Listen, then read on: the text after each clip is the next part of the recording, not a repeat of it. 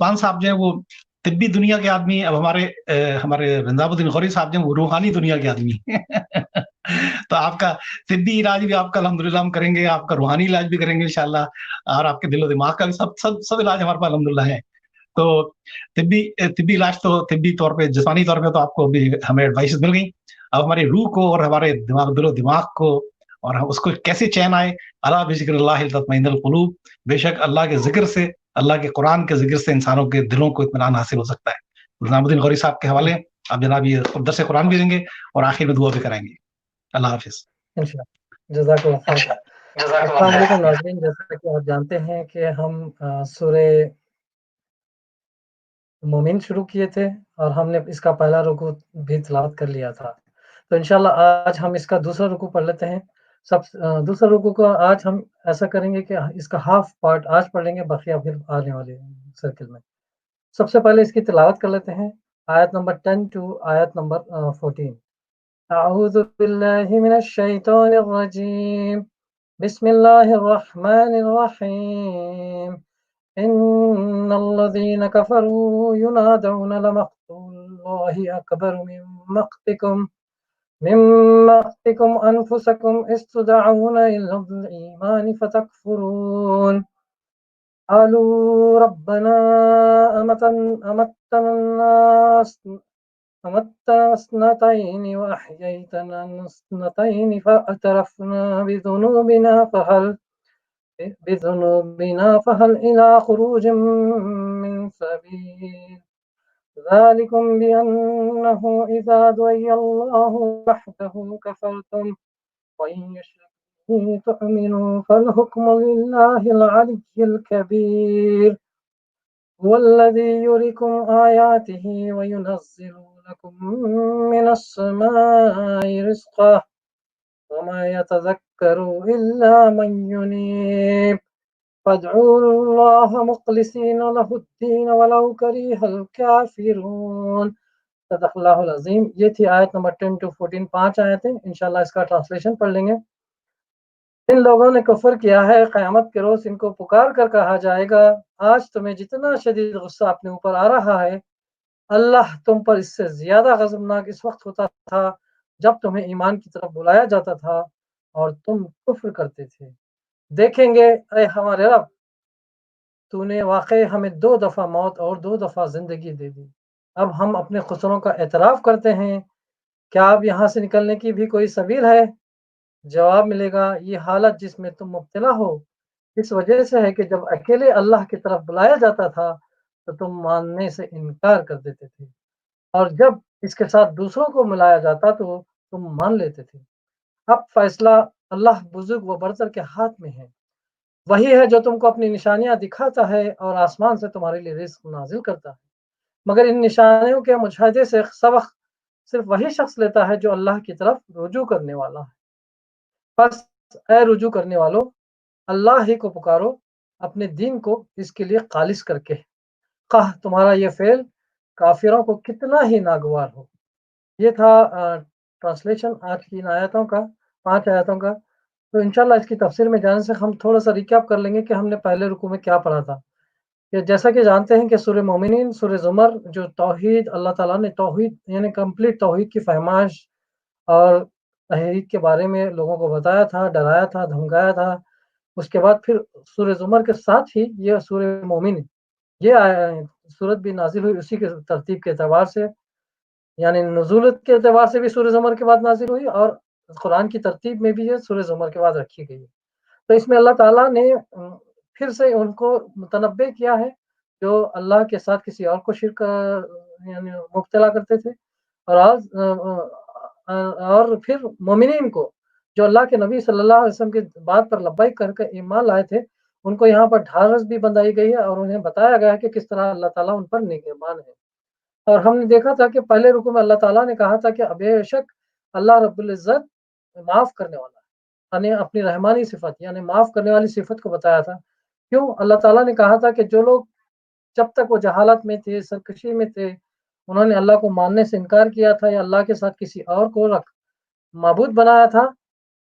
جب اگر وہ اللہ کے طرف بلائے گئے اور اللہ کا ایمان قبول کیا، اللہ کے نبی کو رسالت کو قبول کیا اور اللہ کے ساتھ کسی کو شریک ٹھہرانے سے گریز کرتے رہے اور خالص اللہ کی طرف پلٹ کر آئے، تو اللہ تعالیٰ ان کے پورے گناہوں کو، یعنی ان کی تمام تر جو غلطیاں تھیں ان سب کو معاف کر دیا۔ اسی لیے اللہ تعالیٰ نے اپنے آپ کو غفور الرحیم کہا۔ اور پھر یہاں پہ ان لوگوں کو اللہ تعالیٰ نے خوشخبری دی جو اللہ کے نبی صلی اللہ علیہ وسلم کے ساتھ تھے اور خالص اللہ کی عبادت کرتے تھے، اور اللہ تعالیٰ نے یہاں کہا تھا کہ اللہ کے جو عرش کے فرشتے ہیں، یعنی کہ جو ایسے فرشتے جو اللہ تعالیٰ کے بالکل مقرب فرشتے ہیں، جو عرش الہی کے پاس رہتے ہیں، عرش الہی کو تھام کر رہتے ہیں، وہ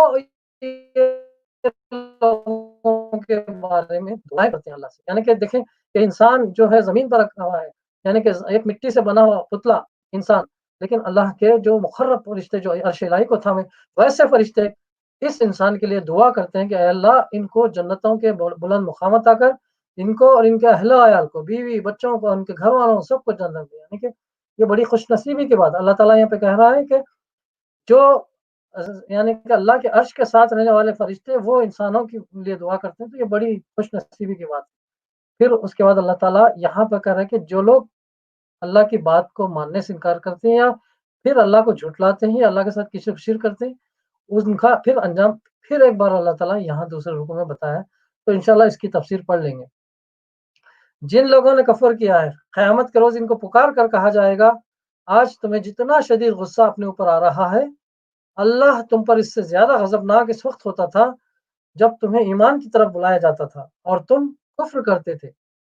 یعنی کفار جب قیامت کے روز دیکھیں گے کہ انہوں نے دنیا میں شرک و دہریت، انکار آخرت اور رسولوں کی مخالفت پر اپنے پورے کارنامہ حیات کی بنیاد رکھ کر کتنی بڑی حماقت کی ہے، اور اس حماقت کی بدولت اب وہ کس انجام بد سے دوچار ہوئے ہیں تو وہ اپنی انگلیاں چبائیں گے اور جھنجلا کر اپنے آپ کو خود کوسنے لگیں گے۔ اس وقت فرشتے ان سے پکار کر کہیں گے کہ آج تو تمہیں اپنے اوپر بڑا غصہ آ رہا ہے، مگر کل جب تمہیں اس انجام سے بچانے کے لیے اللہ تعالیٰ کے انبیاء اور دوسرے نیک لوگ راہ راست کی طرف دعوت دیتے تھے اور تم ان کی دعوت کو ٹھکراتے تھے، اس وقت اللہ تعالیٰ کا غضب اس سے زیادہ تم پر بھڑکتا تھا۔ دیکھیں گے اے ہمارے رب، تو نے واقع ہمیں 2 دفعہ موت اور 2 دفعہ زندگی دے دی۔ 2 دفعہ موت اور 2 دفعہ زندگی سے مراد وہی چیز ہے جس کا ذکر سورہ بقرہ آیت 28 میں کیا گیا ہے کہ تم خدا کے ساتھ کیسے کفر کرتے ہو جبکہ تم بے جان تھے۔ اس نے تمہیں زندگی بخشی، پھر وہ تمہیں موت دے گا اور پھر تم دوبارہ زندہ کر دے گا۔ کفار ان میں سے پہلی 3 حالتوں کا تو انکار نہیں کرتے کیونکہ وہ مشاہدے میں آتی ہیں اور اسی بنا پر ناقابل انکار ہیں، مگر آخری حالت پیش آنے کا انکار کرتے ہیں کیونکہ وہ ان کے مشاہدے میں ابھی تک نہیں آئی اور صرف انبیاء علیہ السلام ہی نے اس کی خبر دی ہے۔ قیامت کے روز جب عملاً وہ چوتھی حالت بھی مشاہدے میں آ جائے گی، تب یہ لوگ اقرار کریں گے کہ واقعی وہی کچھ پیش آ گیا جس کی ہمیں خبر دی گئی تھی۔ اب ہم اپنے قصوروں کا اعتراف کرتے ہیں، یعنی ہم تسلیم کرتے ہیں کہ اس دوسری زندگی کا انکار کر کے ہم نے سخت غلطی کی ہے اور اس غلط نظریے پر کام کر کے ہماری زندگی گناہوں سے لبریز ہو گئی۔ کیا اب یہاں سے نکلنے کی بھی کوئی سبیل ہے؟ یعنی کیا اب اس کا کوئی امکان ہے کہ ہمارے اعتراف گناہ کو قبول کر کے ہمیں عذاب کی اس حالت سے نکال دیا جائے جس میں ہم مبتلا ہو گئے ہیں؟ جواب ملے گا، یہ حالت جس میں تم مبتلا ہو اس وجہ سے ہے کہ جب اکیلے اللہ کی طرف بلایا جاتا تھا تو تم ماننے سے انکار کر دیتے تھے، اور جب اس کے ساتھ دوسروں کو ملایا جاتا تھا تو تم مان لیتے تھے۔ اب فیصلہ اللہ بزرگ و برتر کے ہاتھ میں ہے، یعنی فیصلہ اب اسی اکیلے خدا کے ہاتھ میں ہے جس کی خدائی پر تم راضی نہ تھے، اور ان دوسروں کا فیصلہ میں کوئی دخل نہیں ہے جنہیں خدائی کے اختیارات میں حصہ دار قرار دینے پر تمہیں بڑا اصرار تھا۔ اس مقام کو سمجھنے کے لیے سورہ زمر آیت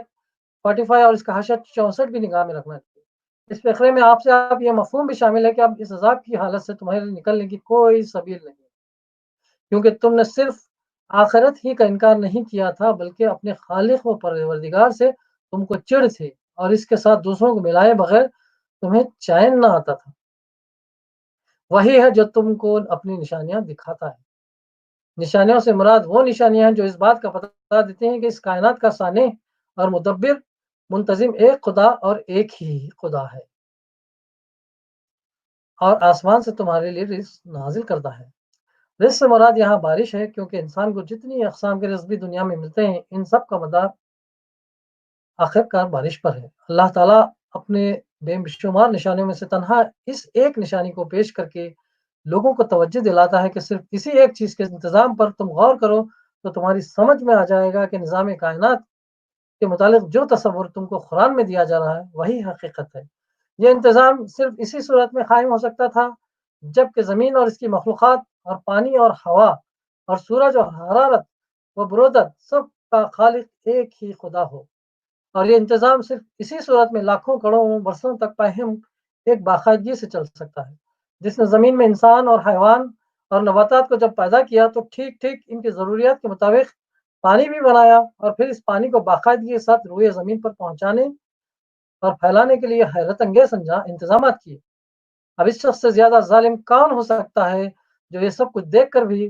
خدا کا انکار کرے یا اس کے ساتھ کچھ دوسری ہستیوں کو بھی خدائی میں شریک کرے۔ مگر ان نشانیوں کے مشاہدے سے سبق صرف وہی شخص لیتا ہے جو اللہ کی طرف رجوع کرنے والا ہو، یعنی خدا سے پھرا ہوا آدمی جس کی عقل پر غفلت یا تعصب کا پردہ پڑا ہوا ہو کسی چیز کو دیکھ کر بھی کوئی سبق نہیں لے سکتا۔ اس کی حیوانی آنکھیں یہ تو دیکھ لے گی کہ ہوائیں چلیں، بادل آئے، کڑک چمک ہوئی اور بارش ہوئی، مگر اس کا انسانی دماغ کبھی یہ نہ سوچے گا کہ یہ سب کچھ کیوں ہو رہا ہے، کون کر رہا ہے اور مجھ پر اس کے کیا حقوق ہیں۔ بس اے رجوع کرنے والے، اللہ ہی کو پکارو، اپنے دین کو اس کے لیے خالص کر کے، تمہارا یہ فعل کافروں کو کتنا ہی ناگوار ہو۔ ہم نے دیکھا تھا کہ سورہ زمر میں اللہ تعالیٰ نے مخلص یعنی اپنے دین کو خالص کرنے کے لیے کتنی بہترین مثالیں دی تھی۔ تو اللہ رب العزت یہاں پہ مومنین سے پھر ایک بار وہی اعادہ کر رہا ہے، وہی چیز پوچھ رہا ہے کہ دیکھو وہ تم اپنے آپ کو خالص، اپنی عبادتوں کو، اپنے ہر وہ چیز کو خالص اللہ کے لیے کر لو، اپنی نیتوں کو، ہر چیز کو۔ بے شک یہ چیز بھلا کتنی ہی کرخت یا کتنی ہی مشکل لگے کافروں کو یا ان پہ تلخ گزرے، لیکن تمہیں ہر حال میں اللہ ہی پر بھروسہ کرنا چاہیے۔ تو یہ تھی ان 5 آیتوں کی تفسیر۔ انشاءاللہ اس کا کنٹینیوشن ہم آگے کرتے رہیں گے، جب تک کے لیے ہم آج انشاءاللہ اس کو ختم کرتے ہیں۔ آخری میں اختتام سے پہلے دعا کر لیتے ہیں کہ اللہ رب العزت ہمیں ایسے لوگوں سے بچائے جنہوں نے اللہ کے ساتھ کسی اور کو شریک ٹھہرایا، اور اللہ تعالیٰ ہم کو ان لوگوں میں شامل کرے جو اللہ کے بتائے ہوئے راستے پہ یا اپنے دین کو، اپنی عبادتوں کو، اپنے ہر وہ کام کو خالص کر لیتے ہیں اللہ کے لیے۔ بسم اللہ الرحمن الرحیم، الحمد للہ رب العالمین والصلاة والسلام علی رسول الکریم، اللہم صلی علی محمد وعلی آل محمد کما صلیت علی ابراہیم وعلی آل ابراہیم انک حمید مجید، اللہم بارک علی محمد وعلی آل محمد کما بارکت علی ابراہیم وعلی آل ابراہیم انک حمید مجید، ربنا ظلمنا انفسنا وان لم تغفر لنا وترحمنا لنکونن من الخاسرین، اللہم انا نسألک الجنہ ونعوذ بک من النار، اللہم انا نسألک الجنہ ونعوذ بک من النار، اللہم انا نسألک الجنہ ونعوذ بک من النار۔ اے رب العالمین، اے اللہ، اے رحمان الرحیم، اے معاف کرنے والے، اے غفور کریم، درگزر کرنے والے رحمان الرحیم، اے اللہ ہم سب کے گناہوں کو معاف فرما، ہم سب کو عبادتوں کو خالص تیرے لیے، ہماری عبادتوں کو، ہماری زندگیوں کو مخلص یعنی ہماری نیتوں کو مخلص کر دے، اور ہماری عبادتوں کو خالصاً تیری ہی خوشنودی کے لیے بنا دے۔ اللہ تعالیٰ ہم سب کو دین پر، اللہ تیرے رسول کے بتائے ہوئے راستے پر یعنی کہ دین پر جم کر محنت کرنے کی کوشش، یعنی ہم کو آسانیاں عطا فرما دے۔ اللہ تعالیٰ ہم سب کے گناہوں کو معاف فرما، ہماری جو بھی کوششیں ہیں، چھوٹی موٹی کوششیں اس طرح سے آن لائن ہو یا جو لوگوں سے مل کر ہو، جو بھی دین کی دعوت ہو رہی ہے، اللہ تعالیٰ اس کو قبول فرما لے۔ اللہ تعالیٰ یہ جو بھی محنتیں ہیں اس کو قبول فرما، اللہ اگر اس میں کچھ ریاکاری ہے تو اسے معاف فرما، اللہ تعالیٰ ہماری نیتوں کو صاف کر دے۔ اللہ تعالیٰ ہم نے جو بھی اس میں غلطیاں کی ہیں، اللہ تعالیٰ اس کو تو معاف فرما، ہمیں جو بھی تیرے لیے خالص اپنی نیتوں کو صاف کرتے ہوئے تیرے لیے محنتیں کی، اللہ تعالیٰ اس کو قبول فرما دے، ہمارے گناہوں کو معاف فرما، ہم سب کو جنت الفردوس میں ختم فرما، اور جب تک ہمیں زندہ رکھ تو اسلام کی حالت میں رکھ، اور جب ہمیں موت دے تو ہمارا خاتمہ ایمان پہ قائم کر۔ ربنا تقبل منا انک انت السمیع العلیم وتب علینا انک انت التواب الرحیم۔ سبحان ربک رب العزت عما یصفون وسلام علی المرسلین والحمد للہ رب العالمین. جزاک اللہ خیر.